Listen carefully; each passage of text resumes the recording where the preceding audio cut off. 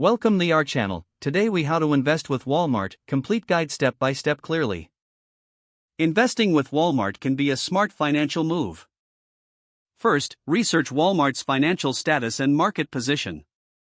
Visit the company's official website and check their investor relations page. Look for recent earnings reports and press releases to gauge performance. Next, consider purchasing Walmart stock. Create a brokerage account if you do not already have one. Choose a reputable platform that offers access to stocks. Once your account is set up, fund it with the amount you wish to invest. Search for Walmart's stock ticker symbol, which is Walmart. Analyze the current stock price and market trends. Decide how many shares you want to buy based on your budget. Place a market order for immediate purchase. If you prefer, consider a limit order to specify the price you're willing to pay. Monitoring your investment is crucial. Follow Walmart's performance regularly through financial news and stock market updates. Join investment forums or groups for insights and discussions. Consider Walmart's dividends as part of your investment strategy.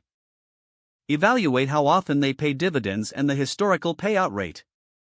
Reassess your investment strategy periodically based on performance and market conditions. Be prepared to hold your investment long-term to maximize potential gains. Finally, consider consulting with a financial advisor for personalized advice. Investing with Walmart can be rewarding when done thoughtfully. If the page does not load, refresh the browser or try again in a private or incognito window. Make sure you are using the correct email address, then retype it carefully to avoid small typos. If your password is not accepted, use the reset option and create a new strong password you can remember.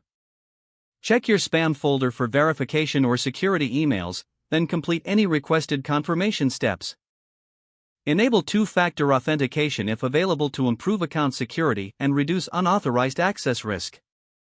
After signing in, review your profile details so your contact information and settings are accurate and current. Don't forget to like this video and subscribe to our channel for more step-by-step tech guides.